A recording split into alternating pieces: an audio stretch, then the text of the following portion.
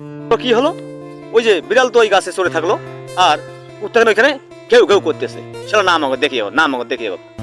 এইভাবে এখন যে বেলা ডুবে গেল, আর কুত্তা তো আর কেউ ওখানে কত থাকবে আর কি। যাই হোক, এখন বিষয়টা হচ্ছে এইভাবে বেশ কিছুদিন কেটে যাচ্ছে, আর ওই বিড়ালকে ওই কুত্তাকে আর মানে ধরা যায় না, না জানি আমরা কখন আক্রমণ করে। এখন এবারে যাইতে যেতে যেতে যেতে যেতে যেতে ওই তো গিরির এও খায় ও খায়, খাইবে তো অবশ্যই। এখন একদিন কি হয়েছে, ওই গিরি কি হচ্ছে কি, ওরা কিন্তু ভালো ইলিশ মাছ রান্না করছে আর কি, খাওয়া দাওয়া করছে। আরও মানে ছিল অনেক নিয়ে গেছে, তো ওগুলো ছিল, ওগুলো কি করবে, ওগুলো হয়তো আত্মীয় স্বজন পরে আসবে, তাদেরকেও খাওয়াবে, ওনারাও খাবে। এখন বিড়াল তো জানেন, বিড়াল যতই আপনি বিড়ালকে ইয়া করেন, পশু মানান, বিড়াল কিন্তু একটু ইয়া করে, ডিস্টার্ব দেয়। কীরকম, যে যখন টাল পাবে আপনার যে কোনো জিনিস খাবে।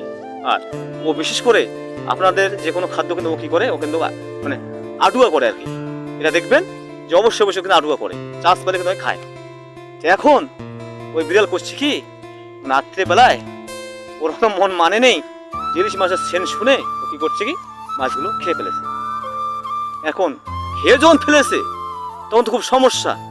এখন এদিকে কি হলো, যে ওই যে ওর মালিক মানে এমন যে রাগ করেছে, এটা অবশ্যই বিড়ালের কাম, এখানে আসলে বিড়াল খেয়েছে, আর বিড়ালকে আমরা এমন শাস্তি দেব, ও দেখতে পারবে কি অবস্থা।